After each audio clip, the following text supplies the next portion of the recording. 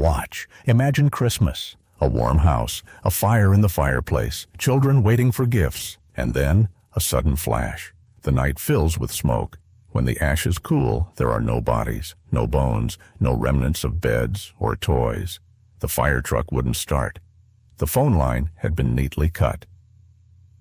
A neighbor says, "I saw the children the next morning in a car, a boy with a scar just like Louis Sadr's." But that witness soon disappeared. The coroner changed his testimony after a visit from the man in the black Pontiac. Someone whispers, "They were sold." Others say they were chosen. And the mother swears she heard voices on the phone, voices that don't exist anymore. There are no remains, no answers. And the Christmas lights in that place never come on again. December 24th, 1945, Fayetteville, West Virginia. Nothing in the Sadr family's home warned of the tragedy ahead. George Sadr, a 43-year-old truck driver of Italian descent, and his wife Jenny were preparing for Christmas with their 10 children. The family lived in a 2-story wooden house on the edge of town. George ran a local hauling business. Jenny kept the house and raised the children. By American standards of 1945, they were a typical working-class family. The children, ages 5 to 17, eagerly awaited Christmas morning. The oldest, Marion, 17, and John, 16, helped their parents look after the younger siblings. The middle children, 14-year-old George Jr. and 13-year-old Martha, already felt almost grown up. The 5 youngest were a world of their own: 14-year-old Betty, 12-year-old Maurice, 9-year-old Martha, 8-year-old Louis, and the baby, 5-year-old Jenny Jr. It would be these 5 who vanished within hours. Around 11 p.m., an unfamiliar man approached the house. He knocked on the door and asked George for directions to the next town. According to George's memory, the man spoke with an Italian accent and examined the house and the yard with odd care. After the stranger left, George felt uneasy. In small Fayetteville, everyone knew each other, and a late-night visit from a stranger was strange enough. Most troubling of all was the way the visitor studied the house's layout. By 11 p.m., the family began preparing for bed. The children settled in their rooms upstairs. George and Jenny lingered in the living room, discussing plans for the next day, before heading to bed themselves. The house fell silent. Outside, snow blanketed the ground. It was about 10 degrees below zero. Nothing disturbed the peace of Christmas night. But in the early hours of December 25th, Jenny Sadr woke to an unusual noise. She roused her husband. Together, they heard strange sounds coming from downstairs, something falling, something crashing. George rushed to the bedroom window. The entire first floor was already ablaze. The fire spread with frightening speed, as if someone had used a flammable liquid. The couple tried to reach the stairs, but the hallway was thick with smoke, and the staircase itself had become a burning death trap. Heat intensified with every second. George dashed outside, desperate to find the ladder he always kept by the house, a lifeline to help the children escape from the upper floor. But the ladder was gone. Later, investigators would discover it had been removed ahead of time. The only way out was to jump from the second-floor windows, a fall of nearly 4 meters. Dangerous, but possible to survive with luck. Marion, the oldest daughter, jumped first. Her brothers, John and George Jr., followed. Jenny escaped with one son by her side. 9-year-old Sylvia leaped out last. In the end, 5 children survived. But where were the other 5? George screamed, running around the house, searching for any way to reach the bedrooms where his youngest children were sleeping. By now, the entire house was engulfed in flame. The heat was so extreme, rescue was impossible. Neighbors woke to the noise and raced over to help, but it was already too late. The Sadr home was a raging inferno. There was nothing anyone could do. The most shocking fact of that night was the response time of the fire department. The first call for help went out at 1 in the morning. The fire crew didn't arrive until 9, a full 8 hours after the blaze began. Fire Chief F.D. Morris later blamed the delay on mechanical trouble, a frozen engine, and time needed for repairs. When firefighters finally reached the scene, all that remained was a smoking ruin and a foundation. Everything was gone: wood frame, furniture, the family's possessions. In some places, the ground was still burning at over 100 degrees Celsius. The search began for the remains of the 5 missing children: Betty, Maurice, Martha, Louis, and Jenny Jr. Volunteers sifted through the ashes, looking for bones, teeth, any sign of human remains. The result was unbelievable. Not a single bone was ever found. Fayette County Coroner Dr. C.F. Morris examined the site and declared there were no remains in the ruins at all. That conclusion became the heart of the Sadr family's mystery. According to science, the total absence of bones was impossible. An ordinary house fire burns at around 600 to 800 degrees Celsius. To completely destroy a human body, temperatures must stay above 1,000 degrees for several hours. Large bones and skulls don't disintegrate, even in intense fires. Teeth are nearly indestructible in flames. In any house fire with fatalities, there are always fragments left behind.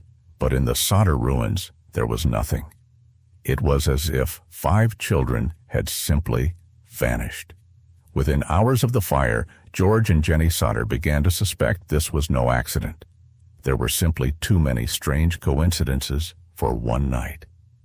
The missing ladder. The fire truck that wouldn't start for 8 long hours. The fire spreading unusually fast. Complete absence of the children's remains. A stranger inspecting the house that evening. George tried to call emergency services, but found the phone line was dead. Later, it was discovered that the wires had been deliberately cut. He ran to his trucks to drive for help, but neither of the 2 vehicles started, despite working perfectly the day before. Too many coincidences for one night.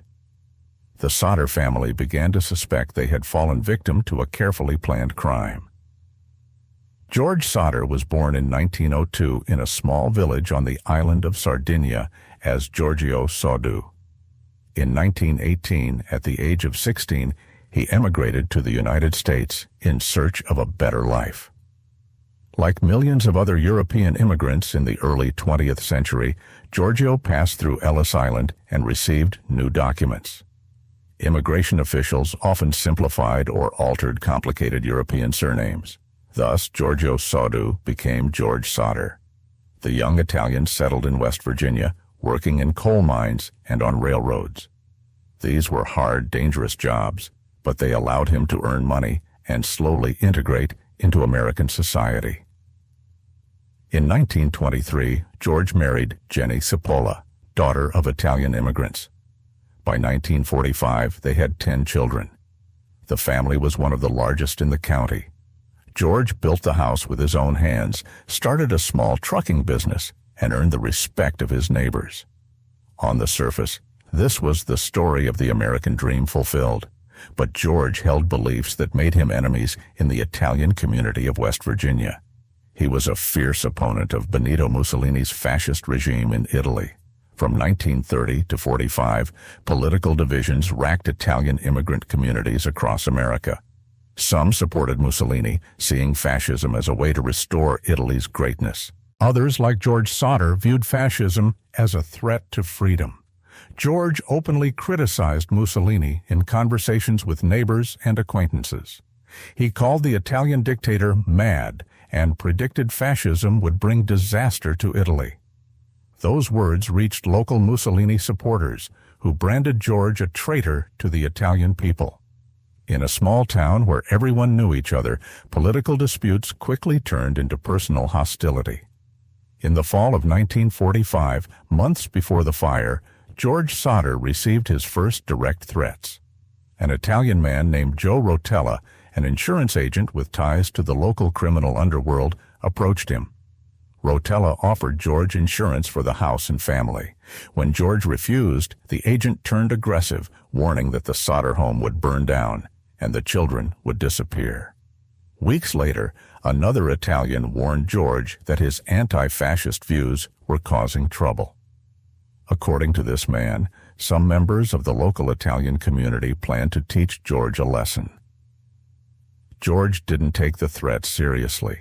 He believed himself an American citizen protected by law. Besides, the war in Europe was over. Mussolini was dead, and political tensions seemed to have eased. It was a tragic mistake. In 1945, West Virginia was home to several thousand Italian Americans. Most were honest workers, but a criminal faction tied to Mafia families from the East Coast existed. They controlled illegal businesses, bootlegging during Prohibition, gambling dens, loan sharking. After the war, this group added new ventures, including dealing in stolen goods. Some members maintained links to fascist organizations and continued supporting Mussolini's ideology even after his death. For them, George Sadr was not just a political opponent, but a threat to their operations. George knew of the group, but believed his family was safe. He neither took part in their affairs nor interfered. He only spoke out politically. But in the underworld, words can be deadly. George lived amid widespread suspicion of immigrants.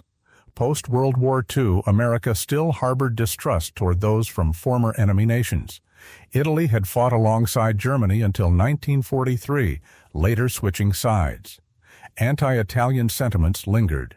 Italian Americans faced discrimination, suspicion of disloyalty, and neighborly prejudice. The FBI monitored many Italian immigrants, suspecting fascist sympathies. George tried to prove his loyalty by openly criticizing Mussolini and supporting American war efforts. But that only made new enemies among fellow Italian Americans who still admired fascism. He found himself caught between two dangerous worlds.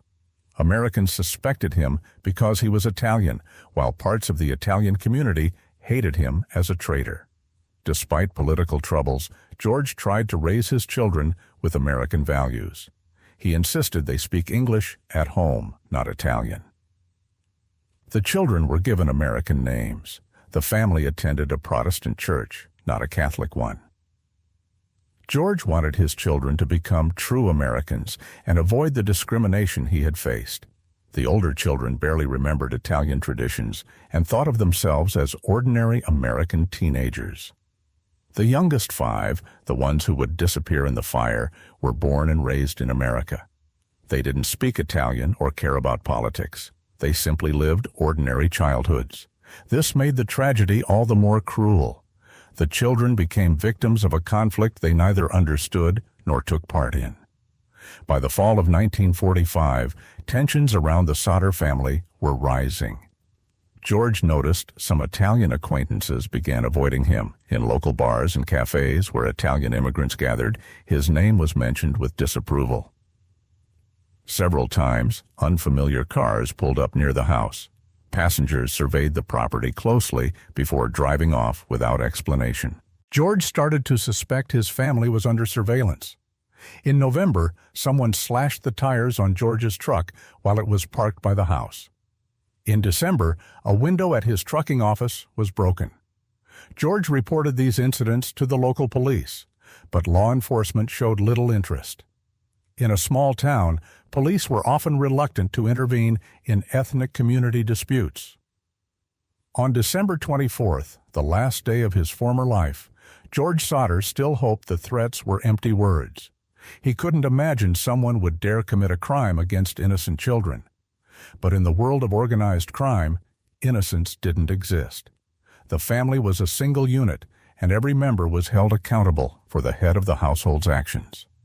On the morning of December 25th, when firefighters finally arrived, one of the first oddities they noticed was the state of the house's telephone line.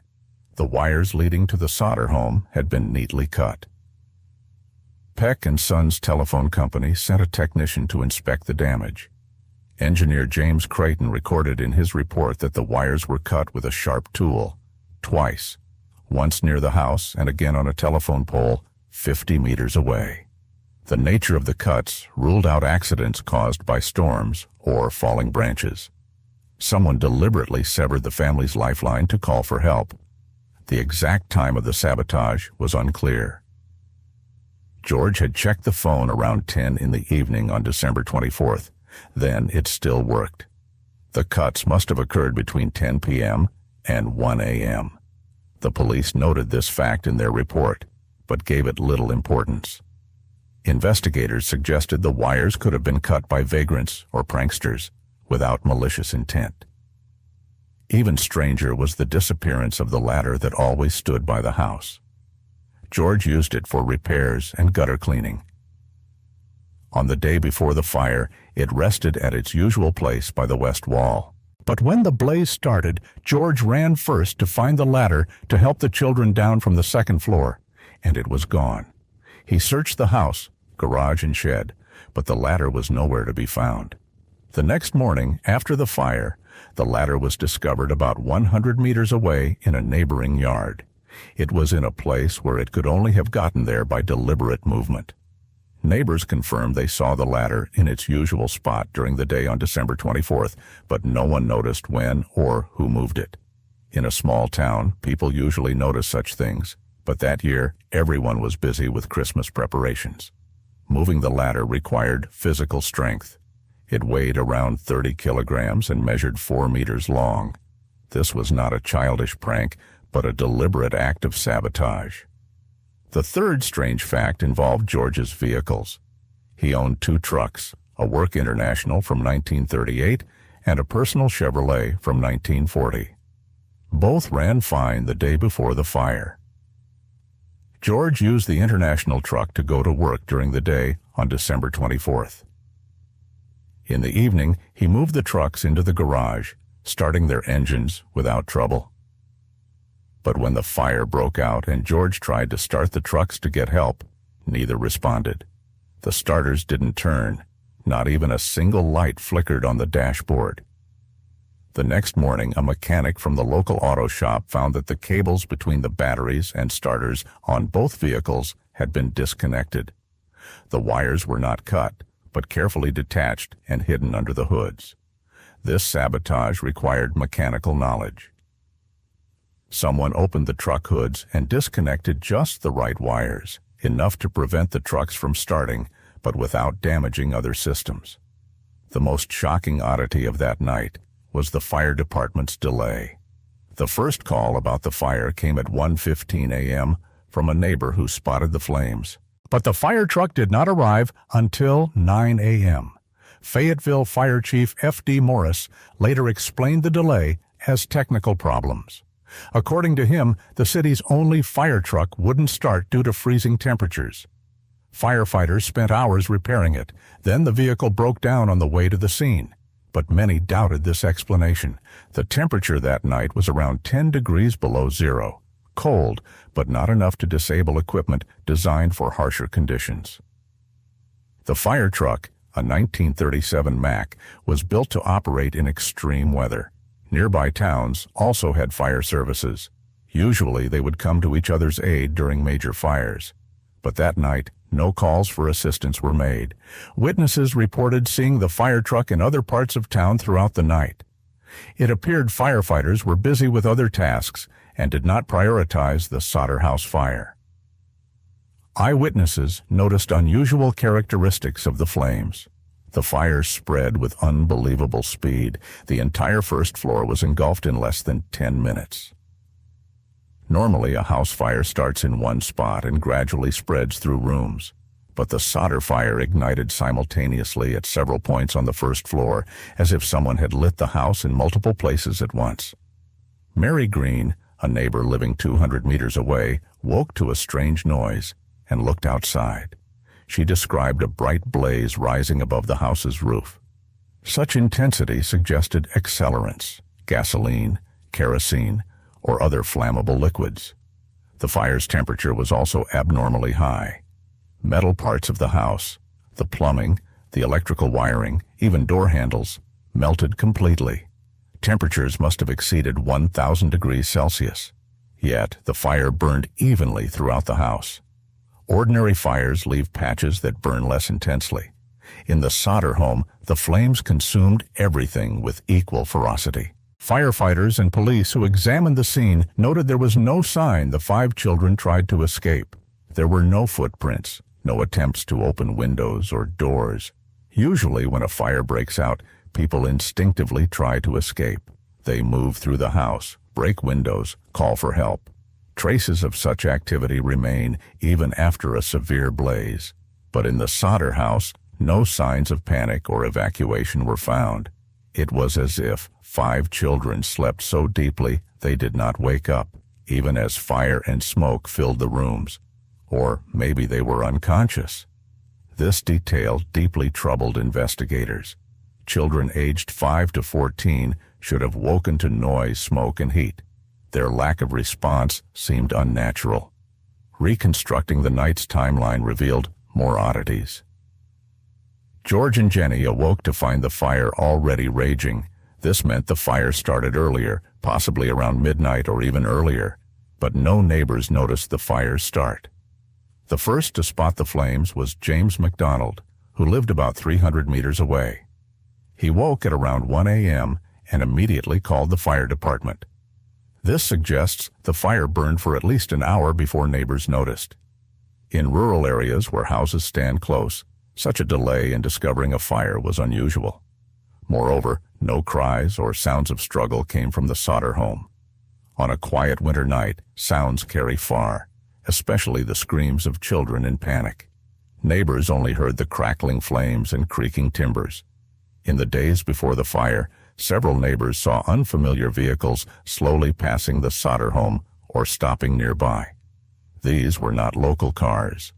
Mrs. Thelma McDonald saw a black sedan pass the house 3 times on December 23rd. The passengers inspected the buildings carefully, especially the second-floor windows. On December 24th, a neighborhood boy spotted a dark blue truck parked in the woods behind the Sadr home. When the child tried to approach, the truck quickly drove off. These observations were not reported to police before the fire because neighbors thought nothing suspicious at the time. Only after the tragedy did they recall the strange details. No license plate numbers were recorded, and descriptions were too vague for a search. But the very fact of these sightings suggests someone was watching the house and planning an operation.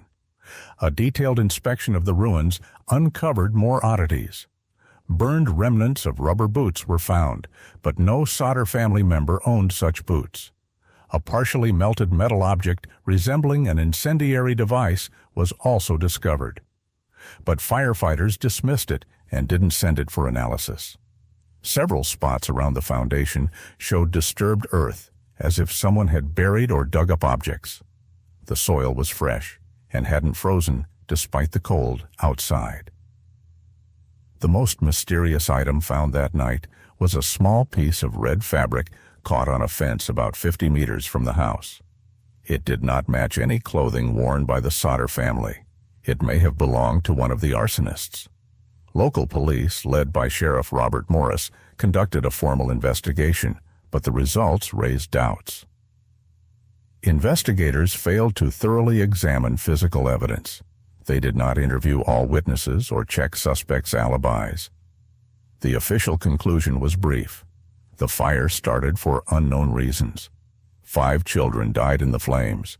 Their remains were entirely destroyed by intense heat. This verdict clashed with independent experts, who insisted that complete destruction of human remains in a house fire is nearly impossible. The Sadr family sought a deeper investigation, but faced indifference and even hostility from local authorities. It seemed someone wanted the case closed quickly. Too many coincidences. Analysis of that strange night showed it was not an accident, but a carefully planned operation. Cut telephone wires prevented the family from calling for help.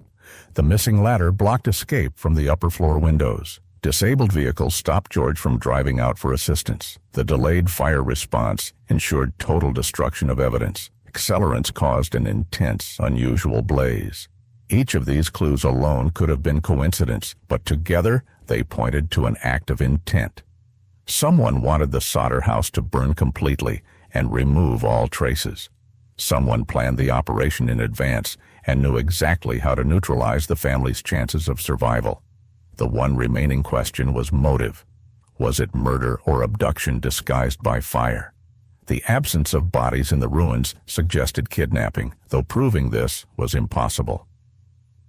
The strange night of December 24th to 25th, 1945, left more questions than answers. The Sadr family became victims of a crime too well planned to leave clear clues. But the criminals underestimated one thing: they were dealing with a family that would not surrender or accept the official story. The search for truth had only just begun. In the fall of 1945, 2 months before the fire, Italian insurance agent Joe Rotella approached George Sadr, offering life and property insurance. Rotella was no ordinary salesman. Local rumors linked him to criminal gangs engaged in loan sharking and illegal gambling. His official business was a cover for darker dealings. When George politely declined, Rotella grew hostile. "If you don't cooperate," he warned, "your house will burn and your children will disappear." George dismissed the threat as empty words, but neighbors remembered seeing Rotella near the Sadr home several times in November and December. He arrived in a black Cadillac and lingered by the fence, carefully studying the layout of the house and yard. After the fire, Rotella disappeared from town. His insurance agency closed and he moved away, his whereabouts unknown. Attempts to find and question him ended in failure, as if he had vanished into thin air. In 1945, West Virginia was home to an extensive network of Italian criminal gangs linked to Mafia families in Pittsburgh and Philadelphia. The center of this network was the city of Clarksburg, where several thousand Italian Americans lived. The local gang controlled underground alcohol trade, mining operations, loan sharking, and racketeering. After the war, their activities expanded to include trafficking stolen goods, forging immigrant documents, and smuggling. The gang's leader was Salvatore "Sal" Ragusa, a Sicilian immigrant who came to the United States in the 1920s. Ragusa officially owned several legitimate businesses: a restaurant, an auto repair shop, and a construction company. But most of his income came from criminal activities. George Sadr knew of the gang's existence, but considered himself safe. He did not participate in their affairs or interfere with their business. He simply worked as a truck driver and raised his children. However, his public criticism of Mussolini posed problems. Many gang members stayed loyal to fascist ideology and took George's anti-fascist remarks as a personal offense. The FBI's post-war investigation revealed that Italian criminal groups engaged not only in traditional crimes, but also in trafficking people, including children. Their operation worked like this. Children were abducted from troubled or broken families, taken to other states, and sold to childless couples who could not adopt legally. The price for one child ranged from $500 to $2,000, a fortune in the 1940s. Children of European descent, aged 5 to 15, were especially prized. They adapted quickly to new families, forgetting their past and accepting their adoptive parents as real. FBI agent Robert Lanson, who investigated the Italian gangs, later said, "They turned child trafficking into a well-organized business. There was a whole network of middlemen, safe houses, fake documents. The 5 Sadr children fit perfectly into that scheme. Right age, European appearance, no physical defects." When firefighters examined the Sadr home ruins, they discovered several strange details that went unnoticed. On the charred foundation walls, someone had scratched mysterious symbols, geometric figures, and signs unlike ordinary graffiti. The local priest, Father O'Brien, who saw these markings, was deeply disturbed. He said the symbols resembled occult signs he had studied in seminary. Some figures looked like pentagrams and other mystical symbols.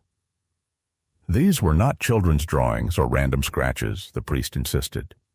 Someone had deliberately inscribed these signs on the walls. Modern researchers of occultism who have studied photographs of the symbols found similarities with ancient Sicilian magical signs. In Sicily, secret societies combined criminal activity with occult practices. The arson at the Sadr house may have been not just a crime, but a ritual act tied to ancient superstitions and traditions. Sicilian history is rich, with secret organizations blending politics, crime, and mysticism. The most famous were Cosa Nostra, Our Thing, and the Berretti Capelli, predecessors of the modern Mafia. These groups wielded violence and intimidation, but also psychological power using rituals and symbolism. Members believed in curses, protective amulets, and magic ceremonies. When Sicilians emigrated to America, they brought these traditions with them. Criminal gangs preserved initiation rituals, ancient symbols, and forms of magical thinking. To such groups, George Sadr was not merely a political foe, but a blood traitor, an Italian who turned his back on his roots and traditions. Punishing the Sadr family could be seen as restoring justice according to ancient laws of honor and revenge. In some Sicilian traditions, children held special value for magical rites. It was believed that the innocence and blood of children held power to strengthen spells and curses. Though most Italian immigrants were Catholic and rejected pagan superstitions, criminal circles preserved elements of ancient beliefs. Some researchers suggest the Sadr children may have been kidnapped not for sale, but for occult rituals. This theory could explain the peculiar brutality of the crime and the thoroughness of its planning. The fire may not have been merely a cover-up for a kidnapping, but part of a ritual, symbolically cleansing a family that had betrayed Italian traditions. Modern occult researchers find many elements in the Sadr case typical of ritual crimes. A symbolic date, Christmas, the use of fire, and the disappearance of victims without a trace. FBI archives hold documents describing a series of child kidnappings from Italian families during the 1940s. Most occurred in states with large Italian diasporas, Pennsylvania, New York, New Jersey. Common features included multiple children disappearing simultaneously, no ransom demands, signs of arson or sabotage, and swift cessation of official investigations. In some cases, children were later found in other states, living in adoptive families under new identities. They claimed to have no memory of their past or were convinced their birth parents had died. This pointed to an organized network of child trafficking and transportation, possibly connected to Italian criminal gangs. The Sadr case may have been part of this broader criminal scheme. One of the case's strangest aspects was the reluctance of many potential witnesses to testify. People who may have held crucial information refused to speak with police or private investigators. This silence was explained not only by fear of criminal groups, but also by superstitions. Among the Italian community, rumors spread that the Sadr family was cursed for betraying traditions. "Those who speak of the cursed will themselves become cursed," whispered elderly Italian women. This fear outweighed even threats from criminals. Some witnesses who initially gave testimony later retracted it, claiming they were mistaken or misunderstood. It seemed an invisible hand controlled these witnesses, forcing silence or lies. Coroner Noe 6 at first concluded no children's remains were found in the ruins. This supported the kidnapping theory. But a month after the fire, 6 suddenly changed his mind. His amended report claimed high fire temperatures completely destroyed the remains of the 5 children, prompting the coroner's reversal. Officially, he cited additional expert consultation. But witnesses spoke of strange visitors who met with 6 shortly before the report was altered. Neighbors of the coroner saw black cars arriving at his home with unfamiliar men inside. The visitors would spend hours with Coroner Noe 6, who appeared anxious and frightened after their visits. His family refused to comment on these meetings. 6 claimed he consulted scientific experts to clarify the causes of the children's deaths. But those experts later stated they never met with him and never issued any opinion on the Sadr case. By spring of 1946, a climate of fear and suspicion had settled over the county. People were afraid to openly discuss the Sadr case. They avoided contact with the family and refused to help search for the missing children. This fear was fueled by rumors of a curse hanging over the Sadr family. Elderly Italian women whispered tales of what happens to those who betray their people. "The earth does not accept the blood of traitors," they would say. "The Sadr children will wander between worlds until the family atones for its sins." These superstitions were exploited by criminals to intimidate witnesses and cover their tracks. People feared not just physical retribution, but also mystical punishment. The younger generation of Italian Americans was skeptical of such beliefs, but the elders held fast to the power of curses and magical rites. This faith helped criminal gangs control the community and hide their crimes behind a veil of mystical terror. The Sadr children disappeared not only physically, but also from the collective memory of a community that chose to forget the tragedy to avoid inviting the curse. On the morning of December 25, 1945, just hours after the fire, school bus driver James McDonald was driving a route near the tragedy site. Although schools were closed for the holidays, McDonald used the bus for personal errands.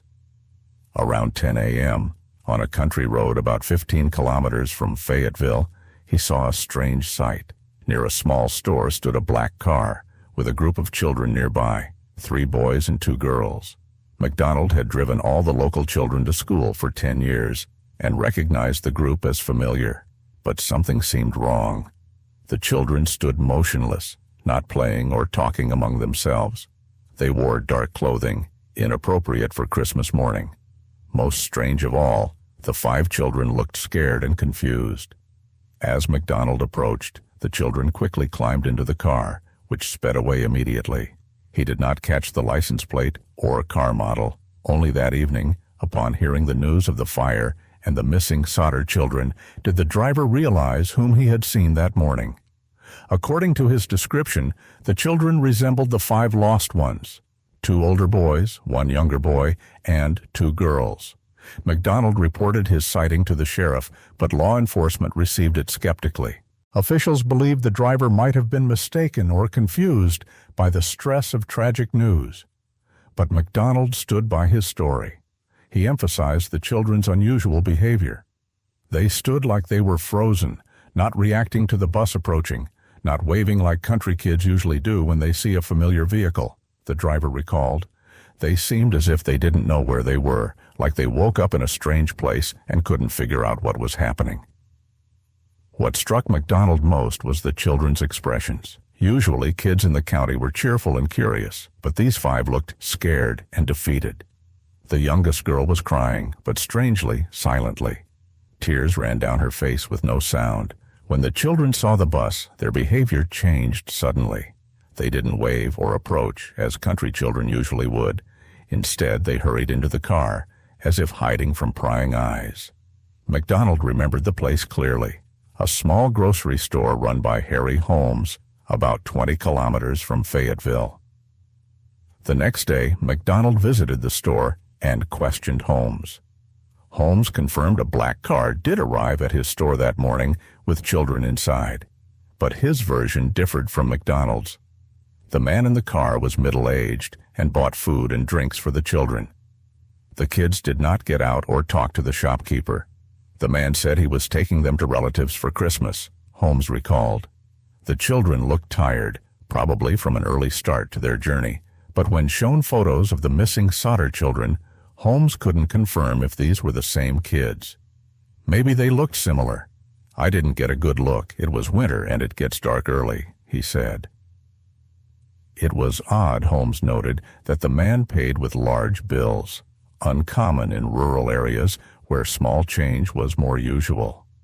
A week after the fire, on January 2, 1946, a similar case happened in Charleston, about 100 kilometers from Fayetteville. Frank Jennings, a department store clerk, noticed a group of children entering the store with an elderly woman. The kids behaved strangely, silent, holding hands, and looking around nervously. The woman was buying clothes, but the children didn't try on anything or show preferences. They simply stood like mannequins. Usually, children get excited about new clothes, especially after Christmas, Jennings recalled, but these children seemed detached, as if under the influence of some drug. When Jennings tried to talk to the children, the woman abruptly ended the conversation and hurried them out of the store. Jennings remembered the car's license plate, but when he later tried to report it to the police, they found that the number didn't exist. The strangest thing was that one of the boys looked familiar to Jennings. When he saw pictures of the missing Sadr children in the newspaper a month later, he was sure he had seen one of them in his store. Throughout 1946, several more reports of sightings came in of children resembling the missing Sadrs. But these accounts often contained impossible details. Farmer William Brooks claimed he saw a group of children near an abandoned mountain house on February 3rd around noon. According to him, the children played in the snow, but in an odd way. They were silent, without laughter or screams.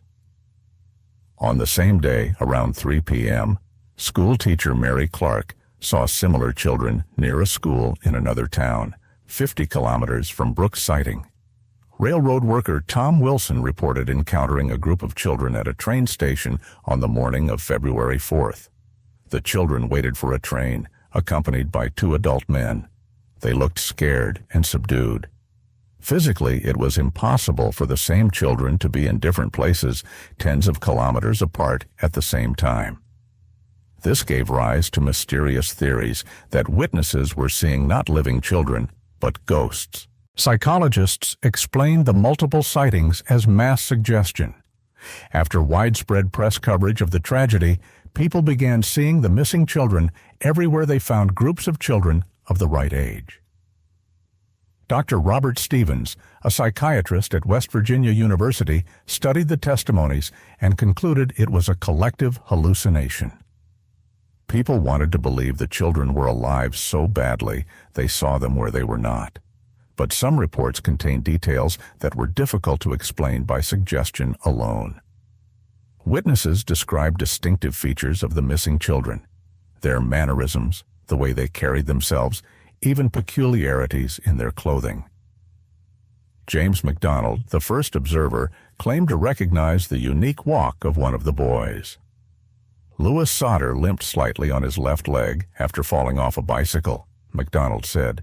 I saw that limp on a boy near the store.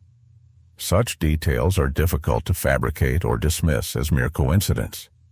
Either the witnesses truly saw the Sadr children, or there was a group of children remarkably resembling the missing ones. An analysis of the timing and locations of sightings revealed an odd pattern.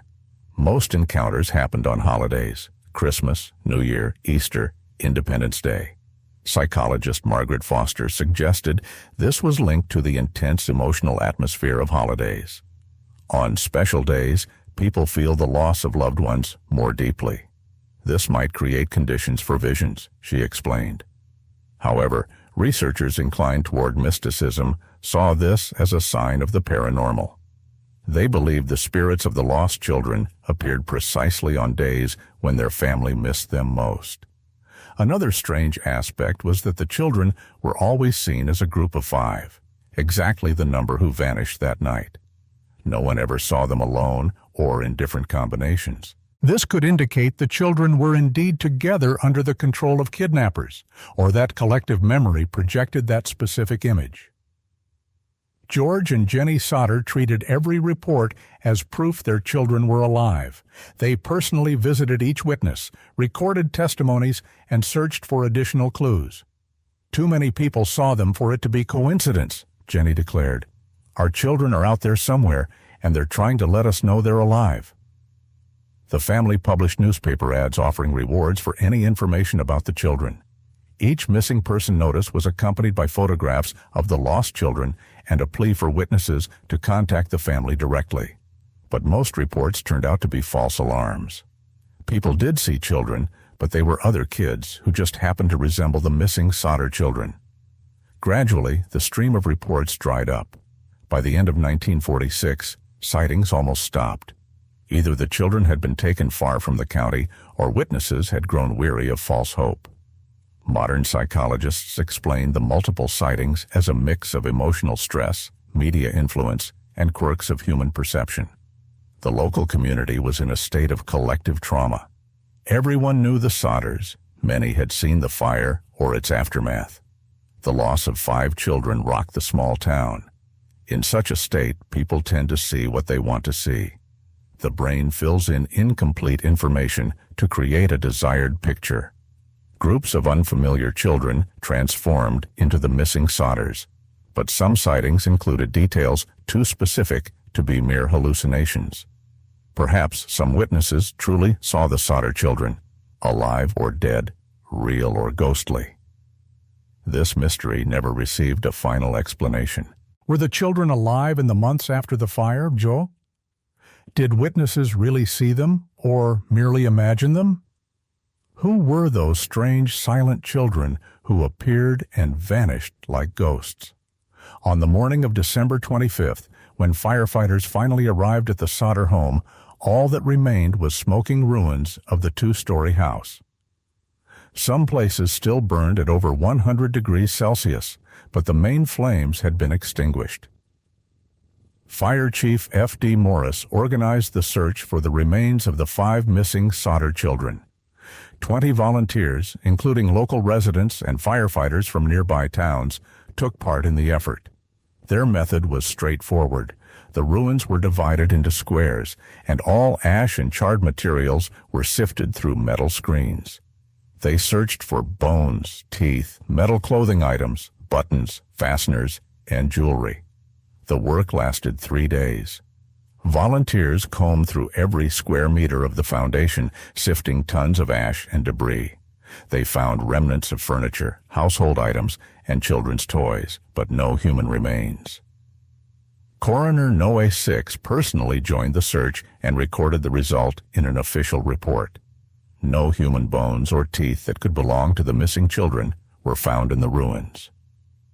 This conclusion became the foundation for all subsequent theories and debates about the fate of the Sadr children. The absence of bones contradicted all known facts about how fire affects the human body. Dr. Charles McCormick, a professor of anthropology at West Virginia University, studied the circumstances of the fire and provided expert testimony. According to McCormick, a regular house fire burns at temperatures between 600 and 800 degrees Celsius. At these temperatures, soft tissues burn completely, but bones remain almost unaffected. To destroy bones requires prolonged exposure to temperatures above 1,000 degrees Celsius for several hours. Such conditions are created only in specialized crematoriums equipped with powerful burners and air circulation systems. Teeth are even more resistant to fire. Dental enamel begins to break down only above 1,200 degrees Celsius. Even in crematoriums, teeth often remain intact and require mechanical grinding. Large bones from legs, arms, and the skull do not fully disintegrate, even in intense fires. In any fire where human deaths occur, bone fragments are always found. But at the Sadr house, none were. To explain this, Coroner 6 proposed that the fire reached extremely high temperatures, over 1,000 degrees Celsius, and completely incinerated the children's bodies. This theory required verification. Experts examined the remains of metal objects in the ruins to determine the maximum temperature reached by the fire. Aluminum pots and cutlery were completely melted, indicating temperatures above 650 degrees Celsius. Copper water pipes also melted, requiring heat around 1,000 degrees Celsius. However, nails and reinforcement bars, though deformed, remained intact. Steel melts at around 1,500 degrees Celsius, which did not occur. An iron stove in the living room maintained its shape, even though the paint was entirely burned off. Had the temperature reached 1,500 degrees, the stove would have melted like a candle. Analysis showed the maximum temperature in some areas of the fire reached about 1,100 degrees Celsius. This was enough to destroy soft tissues, but insufficient for total bone destruction. Another crucial factor was the duration of exposure to heat. Thorough cremation requires not only high temperatures, but also a prolonged heating period. Modern cremations take 2 to 3 hours at a steady 1,000 degrees Celsius with advanced burners and air circulation for uniform heating. The Sadr house burned intensely for about 4 hours, from midnight until 5 a.m., but it was an uncontrolled fire with uneven heat distribution across the building. The children were upstairs where temperatures were likely lower. Hot air rises, but the main fire was at ground level. Even if parts of the upper floor reached 1,000 degrees, the time and heat were insufficient to fully consume the skeletons of 5 children. Experts studied the remnants of metal objects in the ruins to estimate the maximum fire temperature. Aluminum pots and utensils were completely melted, indicating temperatures above 650 degrees Celsius. Copper water pipes had also melted, requiring approximately 1,000 degrees Celsius, yet nails and reinforcements remained intact, though deformed. Steel melts at around 1,500 degrees Celsius, so such extreme heat was absent. An iron stove in the living room retained its shape, though its paint was entirely burned off. Had the fire reached 1,500 degrees, the stove would have melted like candle wax. Analysis showed the fire reached a maximum of about 100 degrees Celsius in some spots. This was sufficient to destroy soft tissues, but not enough to completely obliterate bones. Duration of heat exposure was another key factor. Complete cremation needs not only high temperature, but sustained heating. Modern cremations take 2 to 3 hours at 1,000 degrees, with specialized burners and airflow to ensure even heating. The Sadr home burned fiercely for about 4 hours, from midnight to 5 a.m. But it was an uncontrolled fire with uneven heat distribution across the building. Moreover, the children were on the second floor, where temperatures would have been lower. Hot air rises, but the main fire was at ground level. Even if some parts upstairs reached 1,000 degrees, the time and heat were insufficient to fully destroy the skeletons of 5 children. Witnesses noted the bright flames and the distinct smell of petroleum products. The fire ignited simultaneously at several points on the first floor, an unusual trait for an accidental blaze. If arsonists indeed used large quantities of gasoline or kerosene, temperatures at some spots could have reached 1,200 to 1,300 degrees Celsius. At such intense heat, and with sufficient duration, children's bones might almost completely disintegrate. But even then, small fragments, tooth pieces, large bone shards, or metal fragments from clothing should remain. The total disappearance of all traces of 5 people seemed impossible. Moreover, using so much flammable material would leave characteristic traces in the soil beneath the house. Yet no chemical soil analysis was performed. The absence of children's remains in the ruins gave rise to alternative theories regarding their fate. One theory proposed that the children were killed before the fire and their bodies removed from the crime scene.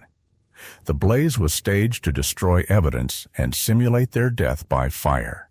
A second, more shocking theory suggested the children were kidnapped alive and the fire was set to conceal the abduction. Under this view, the 5 Sadr children might still be alive, held captive by criminals. A third theory combined the first two. Some children were killed, others kidnapped. The lack of bodies was explained by none having died inside the house itself. All these theories tried to explain the chief mystery, the total absence of human remains. However, each theory had its weaknesses and contradictions. From the beginning, George and Jenny Sadr refused to accept the official version of their children's deaths in the fire. Their bodies burned, but where are their bones? The parents constantly asked. We found chicken bones in the burning chicken coop. Why not our children's bones? The family demanded a thorough investigation, the involvement of independent experts, and further searches.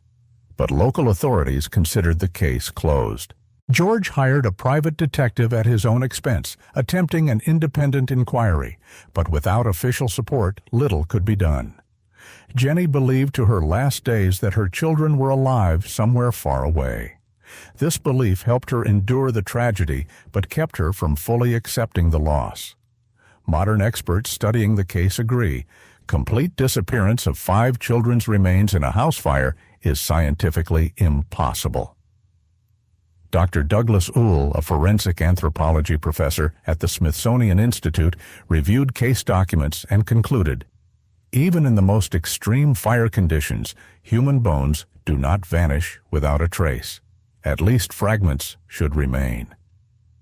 Fire expert Dr. John Lentine analyzed the circumstances of the Sadr fire, concluding the fire's temperature and duration were insufficient to destroy all skeletal remains. Advanced fire investigation methods now allow specialists to determine fire temperatures, presence of accelerants, and fire spread sequence.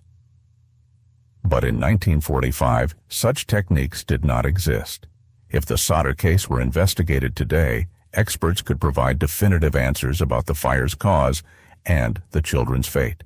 But in 45, science was powerless against the mystery of the vanished bones. Ashes without bones remain the case's key clue, contradicting the official story yet leaving no alternative explanation. See you in the next part of the video. Share your thoughts in the comments, and thank you for watching.